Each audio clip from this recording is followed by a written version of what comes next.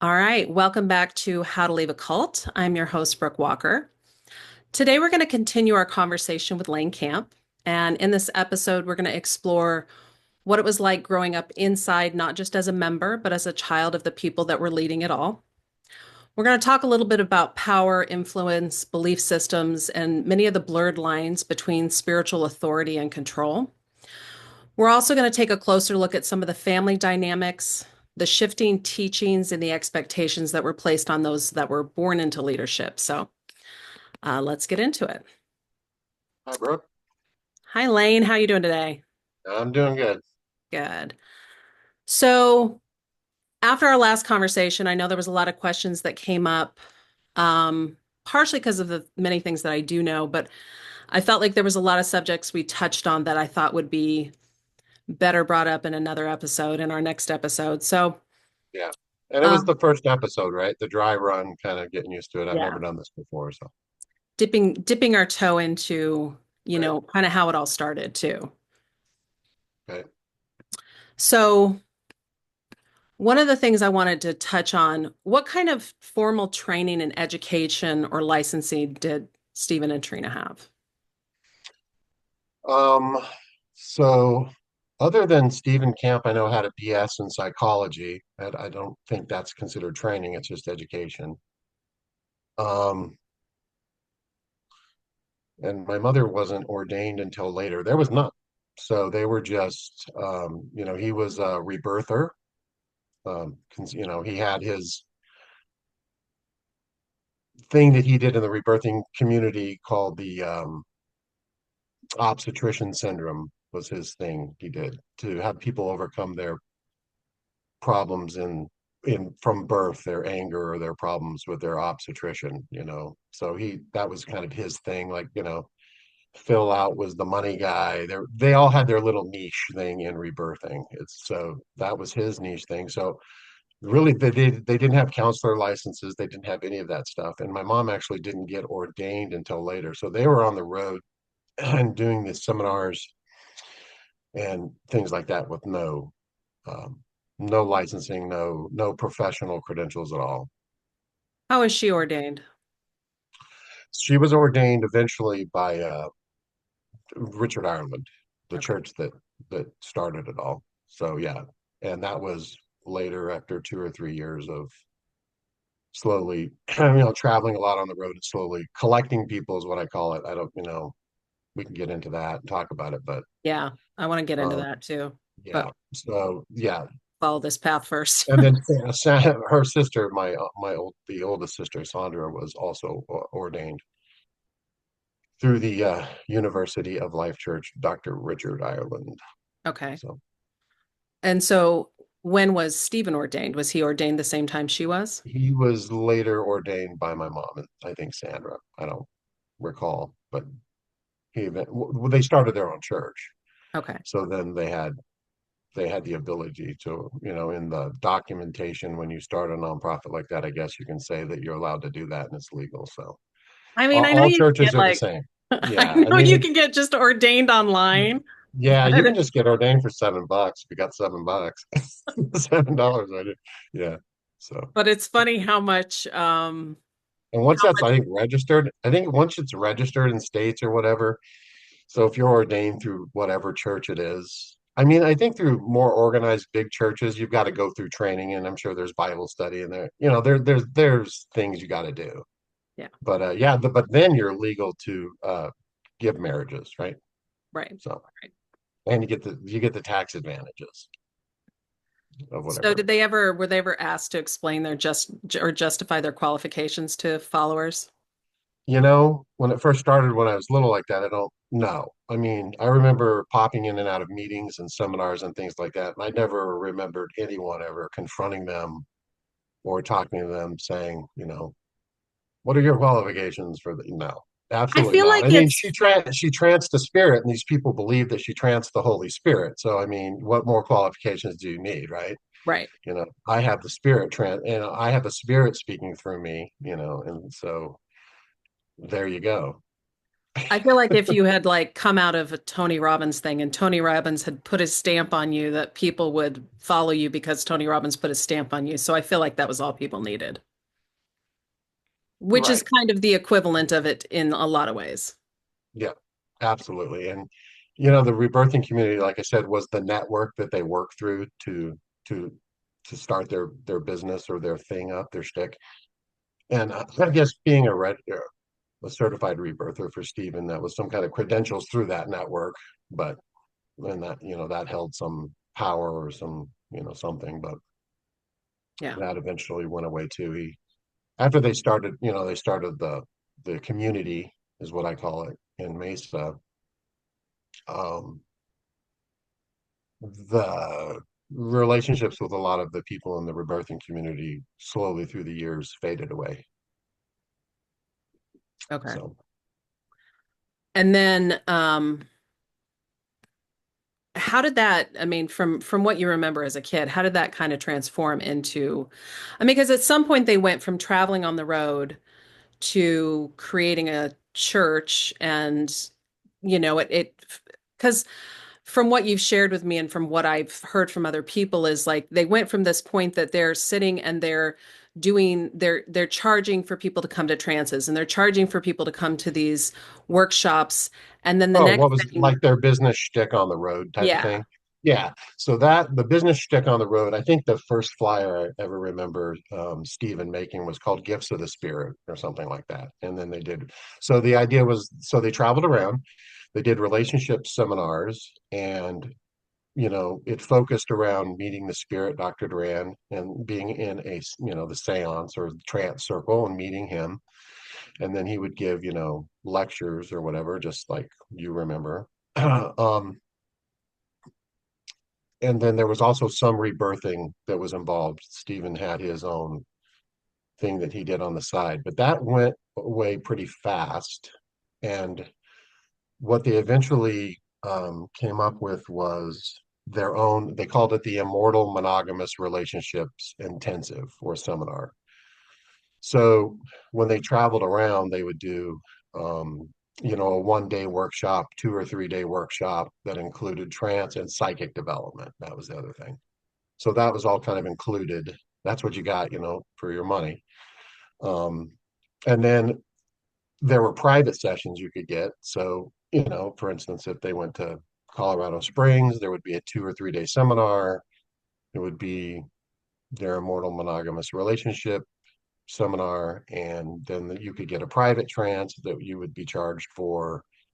Um, and Yeah, I mean, does that kind of make sense? That's how it started on the road, and there were many trips to many big cities for over many years before people started to gravitate and come to Mesa.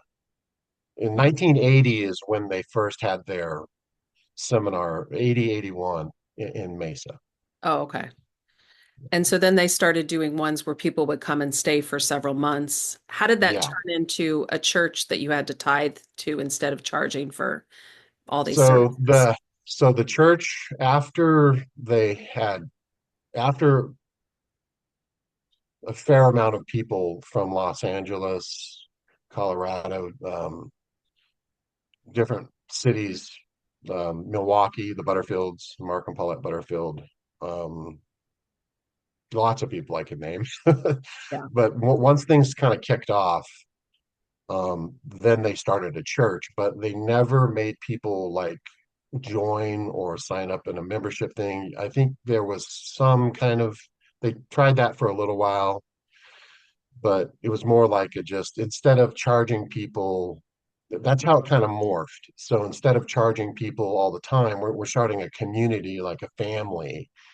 And instead of like, um, you being charged every time you needed a consultation with your spouse, with Trina, or you wanted a private, that all became kind of free. It was just a weekend thing. You lived in the community, but you were kind of expected to, I guess. I mean, I was still quite young when that started, Okay. but yeah. So they formed the church so that they could take on tithing, and people would tithe. And then I guess there was tax advantage to that because I think the home that we lived in was a pair, like they could write that off. I didn't even think about that. Of Yeah, course. yeah. So I mean, and this is the other thing, like a lot of people don't know is we actually tried to buy a church building at one point that was at the end of the block. Uh, at the Horn and Seventh Street, there was a Jehovah Witness church, I believe. Right. Right. And yeah, if you remember that Yeah. building there, at one point they were going to buy that, and they never did. Okay. So they just did everything out of their house, which is, as that started to grow, that's when the parenting got worse. When you're Right. little, it's this is what there was never any lines drawn. You know what I'm saying? I'm bringing Right. that up because I want to clarify that process of our home just became the church. I mean, people just came and went, and then it was like that when all the homes started to be bought or purchased in the area. But yeah, so I hope that kind of I makes sense. remember, no, I mean, it makes perfect sense. I remember, I don't think she wanted to get tied down to a building like that, like where she had to go to the pulpit and like, I guess that's what they call the pulpit. sure. She didn't want to have, outside people just coming in. She had experienced that before, I'm sure, with Richard's church, and she'd been to churches, she'd been in the Mormon church. So I don't think that she wanted to have that kind of a lifestyle. I think it was something that they chose together, like, maybe, and then they didn't want to do it. And so Yeah, the it church definitely, was our house. yeah, and it was people in and out all the time. And if you weren't showing up, you were in trouble. And if you, I mean, there was Yeah, right. definitely, I mean, there was Yeah, always, the bullying, yeah, and the shaming and all that, all those types of dynamics and control things definitely escalated and got worse and worse as the years went by. yeah. It did feel, it's interesting the way certain things eased up and certain things got worse depending on Yeah, the generations that were going through it at any given time. yeah, and it's a scattershot of memories. I recall, gosh, I think I was in sixth or seventh grade at the time, briefly, and she had decided to shave all the women's heads because they needed to get out of their egos about their looks and all that type of thing. Remember that? Maybe I was a little bit Yeah. older, maybe 14 or 15. So yeah, there was things like that that went on. Of course, we're going I to talk about. remember, I think it had happened once before Yeah, we came, and then it happened again, and my mom yeah, and some other women have had to take part in it. yeah. And it was, what was your take on that now? When I look back on it now, whew, well, it was horribly embarrassing when it happened because I had to. I mean, I actually had friends on the outside world. I had some friends, a Right. few friends, and it was embarrassing to have to explain. I mean, I was a young teenager, so it was kind of just like horrible to have to explain as a 14 or 15-year old, like why all of a sudden it's the entire block have 15 women running around with shaved heads, and now they have wraps around their heads and things Yeah, like that. yeah, because all the So yeah, women that was. wrapped them. And then the dieting started. She would do the diets. There was the castor oil diet. People had to do certain dieting. There was diets that happened all the time, and that's all part of the control thing too. Name changing came later, but definitely shaving heads and then diets and things like that. That was pretty quick on. How do you feel like, because I think we talked about them recruiting people and choosing members, but what was On the your, road, you yeah, mean while they were on the road? well, both. I mean, I think looking back, there's some very clear characteristics of people who came in, Oh but yeah.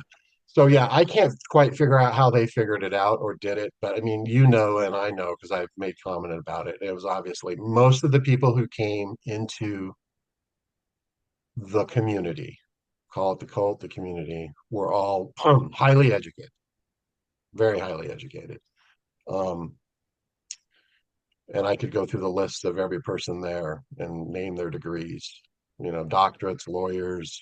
So You know, let's go through this. we had licensed counselors that Yeah. came with, you Yeah. know, master's degrees in psychology and counseling who were licensed in other states, child psychologists, you name it. You know, business degrees. Just there wasn't one person that I can think of that didn't have some kind of a either a master's or you know a B, you know had gone through college. And the other thing is all of the families or most of them had money. So as they were traveling, you know, I was young, going back and forth between lots of major cities with my parents, and not all the people who came had money, but there were four or five that definitely did. One was your family, and how they found that out or knew that, I don't know. Wrench, obviously, and who his father is, you know, Lucy, Carnegie, McDowell. I mean, there was just a lot of people there that had money. I mean, Stanley was retired. He had his. So when, you know, were they going after people's inheritances? Yes, eventually. I mean, that became obvious. It wasn't real obvious at first, Right. but Horowitz, his family was involved heavily in the Haagen-Dazs ice cream business. Sandy's Montblu's husband. Yeah. So there was lots of that, and how they weeded that out, or if they focused that in on, I don't know. They may have just gotten lucky, or maybe it was on purpose that, you know, traveling around meeting people after so many times, and then you know them hitting it off with the people, the couple, the family. Um, Maybe they did some you know, you talk about your background, where you came from, and Sure. you're divulging all this stuff to my parents. You know, you're saying who you are, your you know your family, you know. Especially in the counseling of things. Yeah, and then when you're counseling and letting them know these things, I mean, you're letting them know your background and your history, maybe, and just through small talk and gossip on the road. I mean, they probably went to Austin four or five times, before anyone from the Austin community or rebirthing community moved to Mesa. Right. So, you know, and I think that's where your family was originally from, Austin, then to Maryland. I remember going to Maryland. You know, I think I met your dad there for the first time at a hockey. He was in a hockey game. He played hockey. Yeah. Yeah. I was a little kid. Yeah. I went and watched him play, I think, one time. Probably in But Austin. was it Definitely. Austin maybe? Well, I remember going Yeah, to because Maryland too, but he still played when we were in Austin. I don't know if he ever okay. So maybe it was Austin. but But anyway, yeah, so I don't know how they, but there was definitely people with, you know, moneyed families with definitely probable or possible inheritances. So hmm. that always struck me later, like thinking about it. Hmm. You know, Yeah. Yeah, I think it became very looking back it seems incredibly obvious. right. Yep, it I, does. and you know, at the time, no. I mean, it was like, oh no, we're just all meant to be. I mean, it's just, We're all God's put meant to this be here, together. it's just all Right. the things that you say. Yeah. Um, so did you traveled with him a lot as a child. Do you have any specific stories or memories from those times that stand out for you? Um, Boy, I probably have a lot of stories that some I want to save for my book and things I'm writing about. Um, there was one time that, so when I traveled, I did a lot of the singing. I would start the singing in the trance circles. I was a little kid, but you know, I had a good voice. So I would start out the singing and stuff and all that kind of, that was kind of my shtick, you know, when I would travel with them, I would start out the singing in the trance circles and all that and lead the people singing. And Duran would ask me, you know, to sing or whatever, or my mom would say, "Start singing, Lane," and I would start singing. Lights would dim and da da da. There was one time in Alaska when we met the Gare. It was when we were going to see Jake And I can't remember if it was the second time in Anchorage or the second or third time. But I just didn't want to sing, so I told him no. I said, no, I don't want to. I just was quiet and no.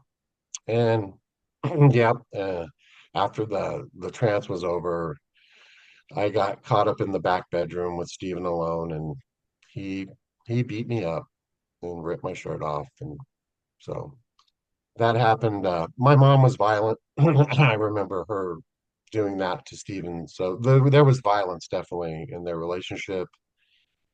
Um, I didn't know he that. wasn't always he wasn't always violent, but he was violent with me that one time, a couple times, but that was the first time for not listening to Duran. So he smacked me around and ripped my shirt off and screamed at me and did that to me.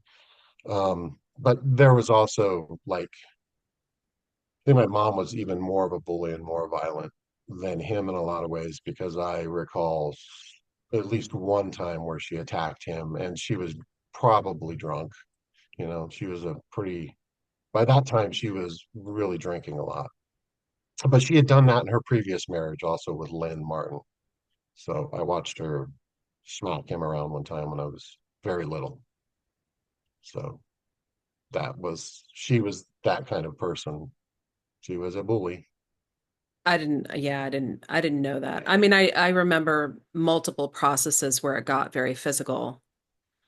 Yeah, Um, I mean, you know, I was like I said, I watched Steve Wrench. I mean, he was also very physical like that. He did that with David right. Fields. You were Yeah, at, so you were at I witnessed that. I was at that meeting.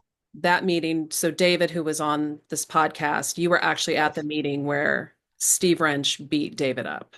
Yeah, yeah. I was there, and I was also there for the meeting where he did the same thing with Geraldine Vaccaro. He I beat was at her that up. meeting. Yeah, What was that over? I mean, not that it was over anything, but her getting out of her male energy and being more feminine and being more of a spiritual woman was I remember the screaming. was that when So you were younger or? um, uh, within a few years of the same, I was a little bit older by that time. But, Right. so there was physical violence in it, and it didn't come out just with them. There were other people who were violent, including myself. I was a bully. Yeah. You know, I was never really violent like that, but there was that tendency for sure.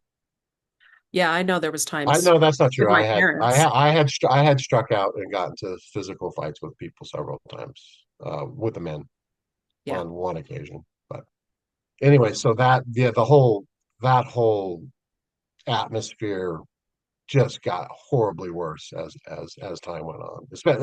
Especially once we moved into the village, it even got worse Well, and I don't, because the drinking got worse too. the alcoholism, I was about to bring up the Yeah, alcoholism because I've yeah, touched on it multiple times, but I've never really dove into how much yeah, alcoholism actually existed. And I mean, yeah. It and was I think that's one it, that shocks people because they usually think of these yeah. church communities that that would be something that didn't exist as opposed to how promoted it was. Well, yeah, for cults, it's very strange. Ours was very different in that way. There was a lot of freedom except for with drugs because drugs were illegal. Right. So that was off limits. But um, you know, most cults, most churches, you know, they're very strict. You know, there's no alcohol, there's no drugs, there's all the sex shaming, those, depending on what level, what cult you're in. I mean, there's a lot of control, there's prayer groups, you're going to um, scheduled meetings and things on a weekly basis, that type of thing. And with my parents, it just wasn't like that. It was pretty much a free for all, you know. That's what made it a lot different. It was very strange. Yeah. Yeah. How old were you when you started drinking? Oh boy. Probably, well, there was other abuses with drugs earlier on. Actually, when my parents got married, now we're going on the way back machine. So when they were married by Leonard Orr at Campbell Hot Springs, This was when we lived in Campbell Hot Springs for a winter, through a summer and a winter when they had first met. They got married by Leonard Orr. I actually was in a bachelor party with a bunch of guys, and I was 7 or 8 years old, and I believe it was either hash or opium I smoked one time with them. But I probably started drinking, not heavily, but my first drink easily 12, 13, I think that, and then drinking pretty consistent, not consistently, but more 14, 15 was fine if I had a beer. yeah, There was no issues. I think that most of the people I've talked to, including I think all my siblings, Yeah, we all started about 12 yeah, and to some level of regularity between there and 16. yep, And whether we were occasionally allowed to do it or, stealing beer out of the keg or putting water in the vodka bottles, right. all versions of that. Yeah, no, yeah, definitely. There was, yeah, that was all very like abusive. I don't know how to put it, reflect it to my life here. So all of the children were basically parentless and became more parentless, and the parenting was progressively worse as time went on. So that wasn't just with the camp children, it was with all the children. Because in the beginning, my parents were gone a lot on the road working. One of their motivations when they were on the road is they found a couple to take care of us while they traveled and were gone making money and doing their thing. And that was the Butterfields. Right. So, She was abusive too, yes, and a horrible. major alcoholic. Yep, yes. Yeah. So that, so so that progressively, all I'm trying to say is it progressively got worse as we got older. It's Not funny. only the alcoholism, but the parenting. Yeah. Just the parents weren't around for any of their kids. It's funny because I had this impression that Jessica was the one who was more raised by other people, but the rest of you weren't. So Oh, hearing that no, from you was very interesting to me. yeah, no, we were all raised, all me and my siblings were raised by everybody else. Okay. There were times when our parents would intervene, but pretty much it was, you know, they depended on all of the other adults, which, if you really think about it and look back at how young they were when this was going on, when it started, it's pretty crazy. You know, late 20s, early 30s, mid 30s, Yeah. So yeah, we were raised by all of the adult members. So, but in that, they were also adopting other kids. Yeah, that happened later on. So, well, it happened with the Sotos family initially very quickly. So Scott Sotos and Billy Sotos, right? William, Yeah. right? So they actually came to the community. They had several sisters. Their father had passed away, but their mother had been remarried to a guy named Tom Guyette. They showed up in Mesa, and we had met them in Milwaukee, though. They were they were Milwaukee people that were part of Mark and Paulette's kind of tribe out there. So they moved to Mesa, and pretty quickly, Billy went to work for Steven, How and old are so did they Scott. roughly at that time? 16 and 18, Okay. maybe 16 and 17. I mean, they Okay. were, and so Billy, yeah, they were adopted basically. Okay. They took on our names. They were my older brothers. They were, That before or after Jessica got that adopted? was before Jessica. Oh, okay. Jessica was an actual real legal adoption. Okay. And why adopt an 18-year-old and a 16-year-old?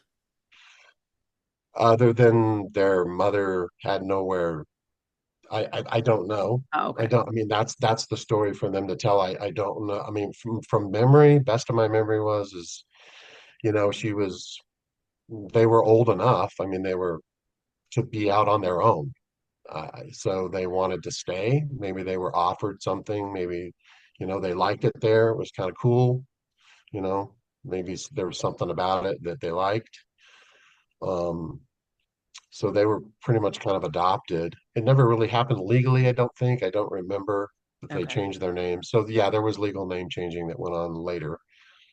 But yeah, they were like the two older brothers for me, and Billy Okay. right away was in and out of ASU trying to get his degree and then handling the finances for the family. That was his responsibility. And Scott's was um did a lot of as he got older and stuff, did a lot of caretaking, watching us younger ones, and Okay. he was involved in helping my mom do a lot and manage the household and that type of thing.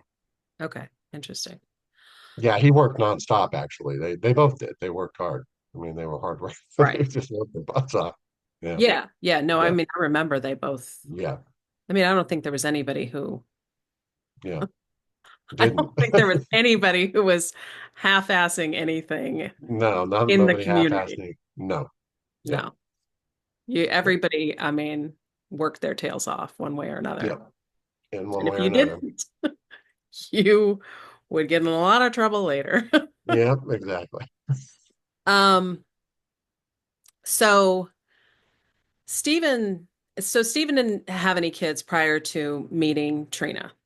None that we know of. Not that we know. No, But there was none. Trina's family was always in and out.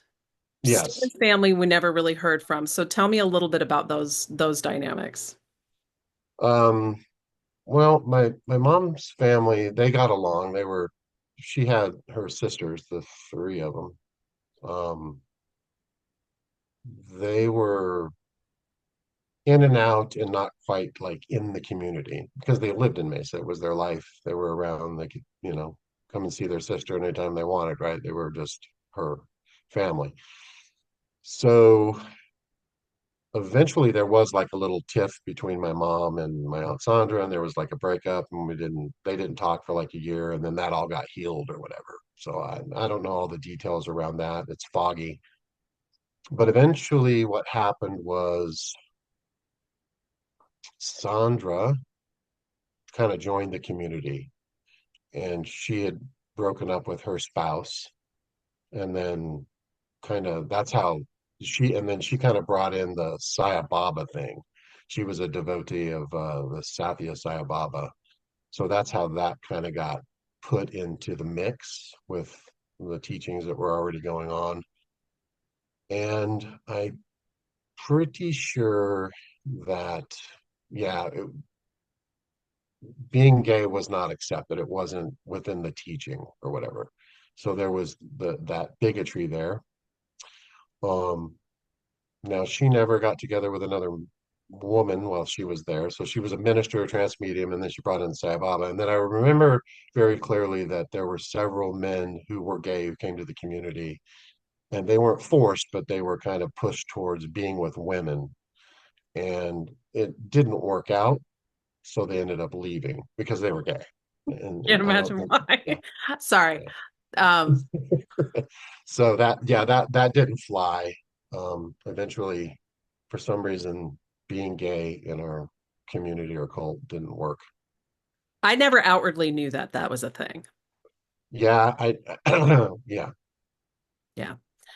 Um, And so then you asked about his family. Steven's family was never around at all. Once in a while, his younger brother Ira would visit, and he was still heavily into Est or the Forum was what they call it. He was a dentist, lived back east. So he would come out once in a while to visit. Um, his mother, the grandmother, came out at one point and lived in a condominium down the street from us. Um, but no, there was no real interaction with his family, his sister, or any of his nieces and nephews. never heard much about them. I mean, other than occasionally, there was an occasional visit, but other than that, you No, really never didn't heard. hear much about them. And they're Yeah, and only going to when his mother died. Um, let's see, I went out to the funeral to and yeah to Syracuse. That's another story that I You can want to share tell. that? It's out of chronological order, but It is do out you of want to control. hear Well, I about that? mean, yes. Well, it was just horrible. Yeah, I was older. Um, I was of age. I went out to help him, be with his, do his funeral for his mother. Um, a very tight-knit, like kind of Jewish community in Syracuse. And when we got there, I could not believe it, what he did. But the apartment, we stayed in her apartment, and he is so embarrassing. And I fought with him about this, but I wasn't going to win the battle. He went through the apartment and stole. It was like his thing with his family issue, or his with his siblings. Uh, you know, like we we went around the apartment, and he took all kinds of stuff from the apartment, just stuffed it in his suitcase without talking to his siblings about it. It was horrible. Like Silver and just, yeah, we cleaning stole. out anything worth anything. Exactly. Yeah. Yeah. It was bad. And I just like, I got to be able to fly home. I can't get into it. I got to be able to get on an airplane to get back, So I did have a little tiff with him about it, and he was really angry. Just do what you're told. We're taking this stuff. This is my stuff.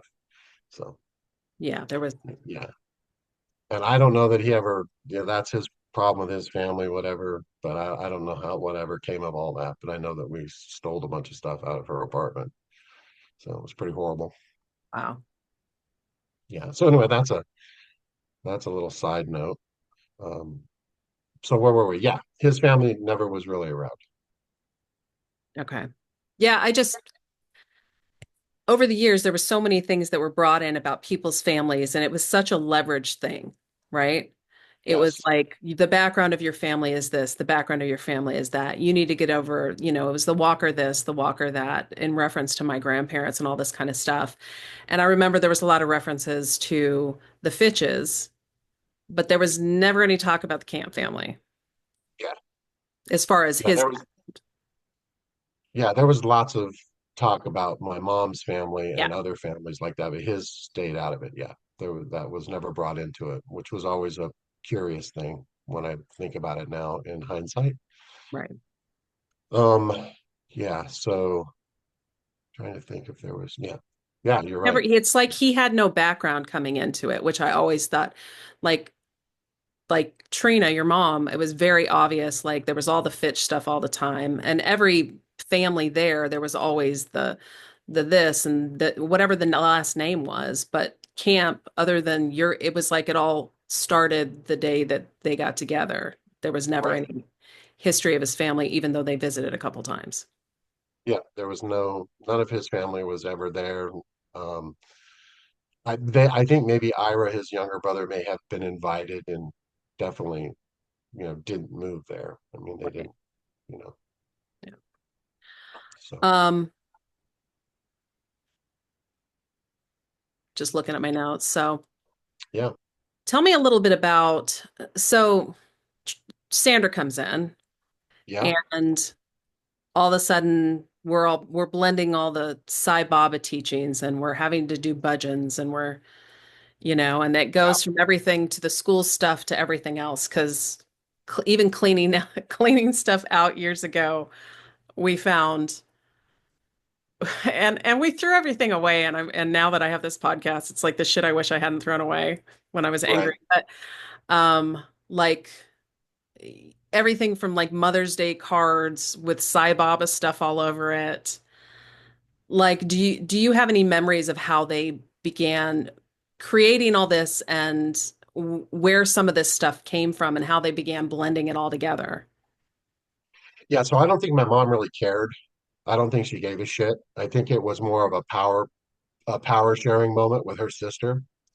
So, matter of fact, I don't think my mom ever believed in him at all, really. She didn't care. It was something else to do to keep the community and the cult active. So it gave some structure. So you would go and you would do bhajans and you would sing, and we would have something else besides a trance circle or a seminar or meeting, right?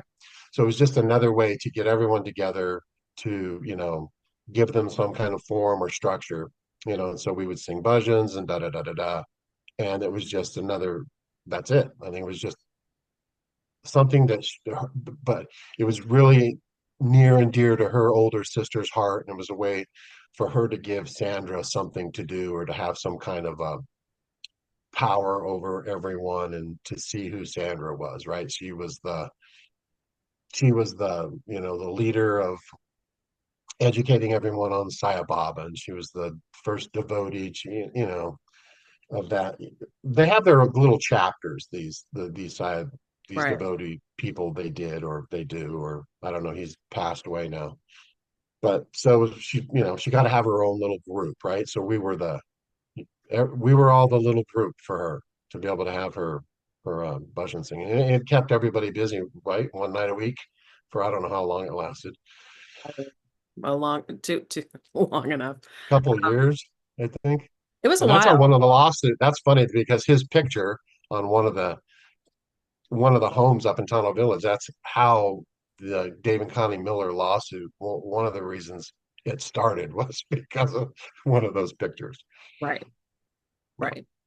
Yeah, there was a lot Because a lady made a shitty comment. There's some stuff that happened in Payson. One thing of, led to another. There was a bank involved. She worked at a bank, and bam, bam, bam, there was a lawsuit.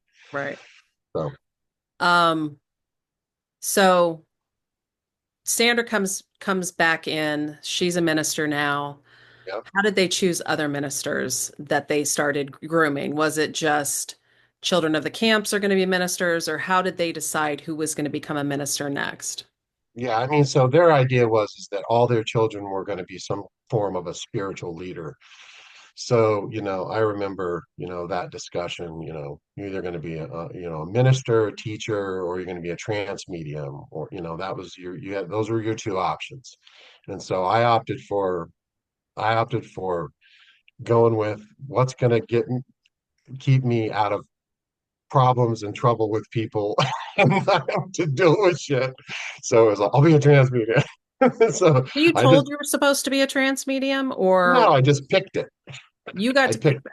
well, I was told and stuff. Everybody can be told that, right? But it was something that I thought, okay, I'm doing this because, that's higher up on the hierarchy, right? Okay, yeah, If I'm a trans medium and I'm having a spirit speak through me and bringing lessons from the Holy Spirit, and I'm, channeling a spirit or whatever. I'm a medium, and you're all ministers. You're below me. I mean, that's the way it was, right? Think about it. I mean, that's power. no, That's I the yeah, definitely. But so go ahead. so yeah. So they didn't. I don't know how they chose it, or at one point in the cult in the community, whatever. Yeah, the idea was is and they were open about that. It was like, we're here also to try to have other couples be trainers and teachers and travel and do what we do. That was part of the business model, Okay. but no one ever did it. And the only one who ever did it really was, I mean, I can't remember if there were some couples that tried going out and doing that or not and teaching and stuff like that, but definitely Steve, right? Right. Steve Wrench. Um, so that was part of the like expressed goal or How purpose did of what they Steve become a minister? he was ordained as well by my mom. By that time, they had the church. The church was formed, let's see. Oh boy. The church was formed July of 1983. Okay. So, and then they formed another business called Trance International, and that was with Steve Wrench and Debbie Wrench, his first Oh, wife. okay. So that the idea of that one was is that they would collect other mediums and then start a network of mediums where they would hold seminars and, do stuff around the country and set up little groups for another network of trance mediums and stuff. So Steve And, Wrench was and that's ordained. that's how Leslie Joy Sellings eventually ended up there as like she was. You wouldn't remember her. I You know the she was name, but I don't know who. yeah. So yeah, So Steve was ordained before he got together with Marlo, your sister. I believe so. Yes, Okay. it's I think so. Okay. Yeah. Sorry, I was just processing Yeah, information and I I'm think like, so. I oh, don't remember for sure, but I'm pretty sure he was. okay. And did they when they did these things or presented these things, was this like all part of a divine plan, or how did they sell things to people? Or it was like Duran said so? Pretty much Duran said so. It was never, so you're talking about how to be a minister or a medium or whatever. I mean, Yeah, how did they? honestly, like just like see, here's where and I'm just gonna talk it out, Blurt but it out. so like the trans stuff, it would the way that it was always presented to me is like, she had said that Duran had come to her when she was a little kid at the end of her bed and told Yeah, her that they had this thing together. And then I remember being told in a trance when I was like 9 years old or something that I was right, supposed to be a trance medium, which looking back, I just felt like was something to hold over my parents' head. right. Um, That probably that was true in yeah. some way. Yeah. So I So, don't know how they decided what they wanted to decide to do with people like that. Tell them that they were, supposed to be a teacher and they're teaching or all that. I mean, I don't know how they chose people or what that looked like.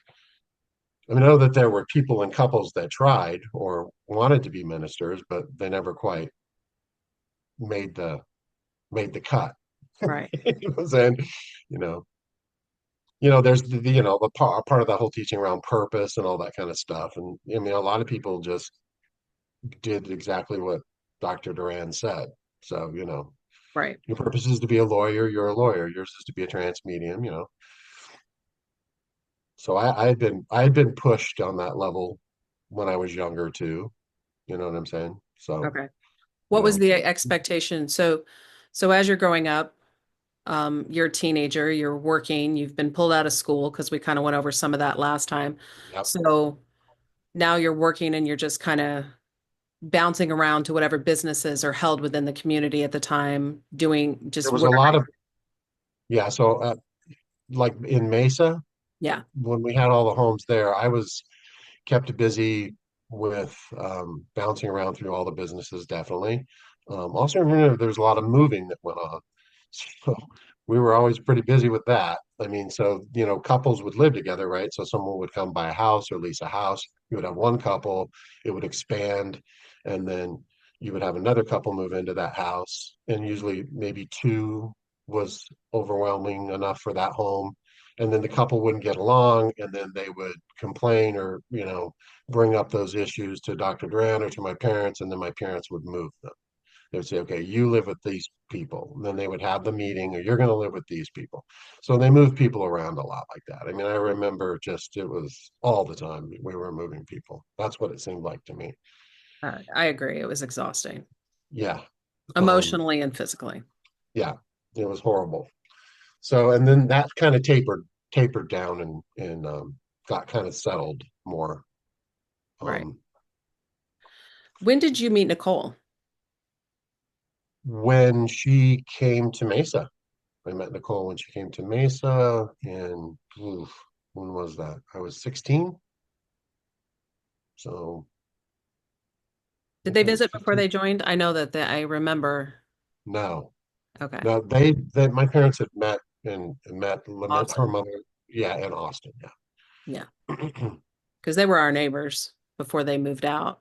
Yeah, And then they moved out and then I don't remember who moved first. I don't know if it was them or if it was Debbie and her kids. Um and then we were gonna move out and then we moved to Maryland first. Debbie Okay. was here first. Before before Lamenta and okay. Yeah, I believe so. Yeah. So were you put in a arranged marriage with Nicole or how did that happen? I wouldn't say that any of them. So if we're talking about like us kids and the marriages, I would say that with me and Nicole, we were kind of doing our thing on the side, like secretly. There was that went on for a little while. Um, we were pushed that direction. It Right. wasn't, you're going to do this and it's arranged and, your like vibrations and you're going to be with this person. That never happened with me and Nicole, but it was definitely encouraged, pushed, and all that stuff. With the other ones, I don't know if I should speak to them so much, but to me, it was definitely, I always felt like my older sister was definitely 20 years younger than Steve, and it was not arranged, but heavily pushed. Um, and as far as the other ones go, probably the same. Like, you know, men dropped their whole lives and started new lives, you know. Right. There was a lot I of mean, that. I mean, so there was this, that happened with other couples as well. I mean, yeah, that happened quite a bit for a few years. Um, so I wouldn't say arranged, but promoted and pushed. And, I don't know if there was ever a discussion or trances or private discussions with my siblings or those men, you know, that's your life vibration, it's over. You got to go be with that person. I don't know that for right. sure. But it was promoted. Let's put it that way. When did light vibration come into everything? In the beginning, was it always I there? don't remember that happen. Well, no, that started when the IMRI started. So the immortal monogamous relationship intensive, 80, 81-ish, when the first groups of LA people came out. So, that was part of the teaching, they would do the mind versus the ego, the like vibration relationship, finding your like vibration. It was, overcoming your blood family, and there was only spiritual blood. Those kind of concepts, were definitely, the woman's always right, the man always wins. I mean, I can go on and on with concepts and things, but those kind of concepts all were happened 81, 82 when they first started their first seminar. And then things got kind of tweaked as they went, you know. It changed a little bit as they needed to change them conveniently. And no one ever questioned little changes like that. And Well, I can I see mean, the fact that I you mean, couldn't. I mean, so in the beginning, in my mom would, the teaching was, we're all collective consciousness, part of the same gooply God, right? Whatever. And she never really taught about a God that was a singular, like an Abrahamic God, the right, Yahweh. There was no Yahweh God, we're all God. But as she got older, later in life, that changed. So when she was disciplining somebody or preaching to somebody, it was, you're going to have to face your God, you're going to have to, or not your God, you're going to have to face God, about this issue, well, what happened to the concept that there is no God? right, There's no single God. That went away. So those kind of, there was a lot of little things like that that changed, conveniently for them, I think. Um, right. Definitely, sex shaming was a huge part of this, with I guess, yeah, not having sex out of marriage. So they were very conservative. It was conservative in that way, But right? it started with so much promiscuity. I know. Oh, Yep. like, and I didn't know I this laugh about it. until the last Uh, couple years. Like, it's like there, like all these people came in and they were suddenly, and half of them were in new relationships really quickly, and the men would just be like shifted to somebody else, and all of a sudden they got to start new and never talk to their children again, which was very abusive. yep. Like that That didn't even happened. happen to me, but I still have like when I think about that, But that you watched it happen. Yeah, it yeah, was horrible. Yeah, you watched it, and I watched it happen too. It was very disturbing, to see the relationships all get the kids just get torn away from their fathers. Um, and then it just kills me that there was actually some people or some women actually and men that stayed. It's like, really, you took this abuse and they're actually staying. I just that always was like, wow. yes, there's a lot of people. I mean, everybody. Yeah. It's like, Right. And I um, mean, that was one of the, I mean, one of those power plays, Stephen and my mom did to me later in life is what got me to finally go, okay, I got to get out of here. And that was when they were trying to force my oldest son to marry yeah, a girl in the community. right. And it was like I'm watching this go on for years, and I knew it was all bullshit. I had no way to escape or get out or whatever. I mean, I don't know why. And there's so many opportunities I had to leave. Me and Nicole had. We could have taken off, but we just didn't. And it was like a sunk cost thing. We'll talk about all this. There's also some good times, which is really hard. So there's all this energy, time, and relationship stuff you build up with people, and it's hard to leave it. It's hard. It's all you have. It's all you know, right? You grew up in it. I'm not talking about the adults who came. I'm talking about the kids and like me who were indoctrinated young. I was indoctrinated. You were indoctrinated, and we had these relationships, and that's all we knew. It's all we have. All the costs are sunk, right? We have Right. all this stuff that we have to give up, and it's hard to give all that up. Yeah.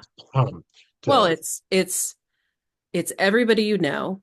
It's Yep, your entire belief system, even if you, which is not easy to let go of, or even if somebody walked up to you and said, "Hey," which we did, we had this where it's people are like, "This is a cult." It's like even when somebody is throwing it in your face, it's very hard to let go of that entire belief system because then you have to get into, well, if this is a cult, then what am I to these people? Do these people actually love me, or am I just here because they're using me for some evil purpose or whatever? And then will my family go with me if I was to get out of here? Or am I going to lose like half of my blood related family because are my kids going to come with me? Are my siblings going to come with me? And so you basically have to decide that you're going to leave for a very unknown future that you don't even know yep, what that looks like, that you've also been gaslit about how bad it is past all of that. yeah, a lot, yeah. And being cloistered, eventually, when we moved from Mesa, and everyone kind of progressively moved into the village, that made things information harder to get a hold of. That made things worse for the kids and the younger, you know. Um, because I think there was one point Nicole told me that she literally didn't leave the village for 2 years. Like, we're in a little village, you know, and, Literally. and, and yeah, literally in a little village. And so yeah, but yeah, the relationships and that loss is tough. It took me a long time to get over that. I had a lot of more pain about that than anything. I mean, I hated my parents, still do to this day, but losing some of the relationships I had with the men and the women there were really good. They weren't bad. I mean, they were good people. I mean, they educated me, for all the school I missed. I mean, you know. So, What was um, the so let me go back really quick and then I'll go back to this question. But um, so you and Nicole to get together, you get yeah. married, you're Mhm. what, 18, 17? I just turned 17. 18. I was 14. No, yeah, I just turned 18. Yeah, That was the standard age, yeah, standard right age. around there. Yeah, not And bad. then you guys get married, and then Nicole gets pregnant pretty quick. Yeah, Okay. So you guys are still in the valley for this, living in Mesa?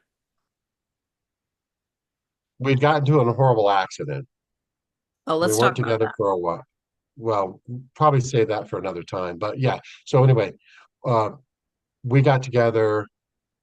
We were together unmarried, and my father kicked me out of the house because we weren't married.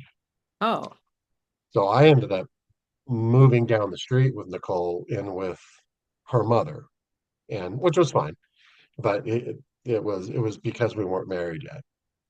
So that pressure was right away. So we got married like as soon as we were together. We were married 3 months later, and she was already a month or two pregnant. okay. So yeah, but and then we ended up moving up north for a little while and things like that. We bounced back and forth between where we lived. It was pretty crazy. Yeah. We, yeah. Yeah. Why did everybody start moving to Tano Village? Yeah, that's so it was right around the time that actually um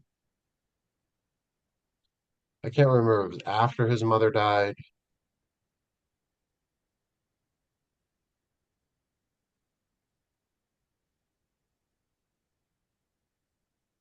Trying to think. There was I think there were issues that we don't know about. There I that we don't quite know that went on. I didn't know about. But things were getting to the point in the valley where we were kind of running out of room. Um, Steve and Marlo, I believe, were together by that time already. Yeah. Um, and he was kind of taking, the valley, we as we call it the valley, right? Being in Yeah. Mesa was they were heading things up, running the community, doing things. And something happened. I think maybe it was right around when his mother died. Maybe it was before that. I don't know if there was some kind of tragedy, but we ended up filtering slowly up to the village. He moved up there first alone with Jack Zummel and Lewinson's ex-wife, Fritzy. Okay. And a he bought another piece of property and started a kind of management business. So slowly people just started filtering up there. It was like a natural progression of people following him up there. And my mom eventually moved up there. He was up there, I think, without her for a while. So yeah, it just kind of people started to follow. And then we had both people living in Mesa and expanding in the village. Right.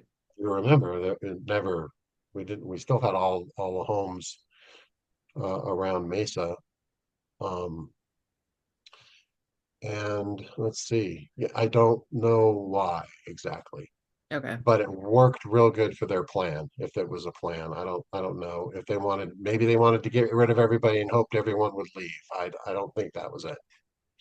I don't think that was it. Probably not. I think it was probably easier to maybe it was easier to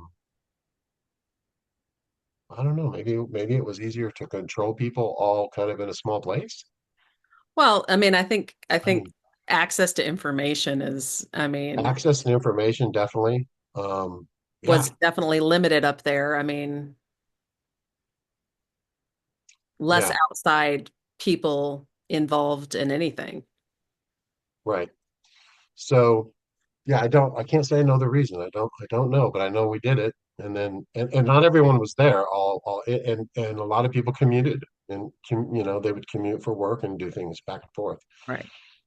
I mean, I drove down, and then that was kind of where, you know, I think I had that job for a year at least, or maybe two, just doing runs of food, bringing mass quantities of food up to Tunnel Village. So it was Costco runs in the beginning before they got the Sam's Club. service. Costco wasn't around then. It was called Sam's Club. Yeah. So, yeah, I think it was something that they had hatched, something, you know. Okay. Interesting. So, yeah, people started to buy cabins, buy the older cabins and started to, get settled up there. And Do you think that but that was a while after the lawsuit in the valley. The you're talking about the one originally with block Talent. lawsuit. Yeah, Yeah. that was some kind of tiff. It was because I think Steve and Marlo had gotten together. I think there were issues with some of there was meetings and fights that went on. I don't know all the details. I wasn't really involved in all that, Yeah. but there were some issues that happened, and the lawsuit was basically we were living multifamily in Right. a neighborhood that couldn't have multiple families in it. So because Elliot Kallenfeld, rightfully so, was pissed off or whatever, he ended up suing all of us, all the other homes, and got all the other homeowners on the block to sue to force us from not living communally in the homes. We ended up losing the lawsuit, but it wasn't enforceable. They couldn't enforce it, so it kind of just went away. Yeah, because there were still multiple families living in houses after Yeah, that it was. didn't matter. I mean, we lost the lawsuit and all that kind of stuff, but yeah, Hmm, it kind of interesting. just petered out. And then eventually, uh, yeah, that's when he had given a house to James and Serena Hennigan, and then he took it back. He somehow finagled it back, or never broke his promise, never signed it over to him officially, and then so he ended up destitute, leaving with his family. Like they were kicked out onto the street. Really? Yeah, yeah, Wow. yeah. He was moved out, and then I don't know what Elliot did, but he ended up selling his house and moving as well. And I've seen him through the years, and I've talked to James Hennigan through the years since I left. Well, and there was always a story when somebody did leave that was told, but then you were kind of cut off from whoever that person was and you never talked to them again. So you were really just left with whatever narrative was created by Steven, True. Yeah, you never heard the truth from the people who left about what happened unless you actually called them and reached out, which which nobody did. Because, I did. After I left, I did. but after you left, Yeah, but after I left, yeah, not while I was there. No, yeah, exactly. Yeah, yeah. So everybody's version of anybody who left was always whatever version Steven wanted to paint. true. Yep. Yeah, usually pretty negative. Yeah, usually. All right. Well, No, I I don't know. I mean, anything else for this? no, I think we'll wrap this one up for today. But if anybody has any questions that they want to ask, we will be Um, doing. yeah, and I'm sure there's gaps, detail gaps. If you remember any, if you go back over the video, just try to make comments about them, and I'll try to clean them up, and maybe I'll try to do some research if there's something specific you want to know. But Sure. yeah, there was also two schools. Did we talk about the schools? We'd had actually two schools before the Shelby School started. There was a school at 14th Street across from Hohokam Ballpark.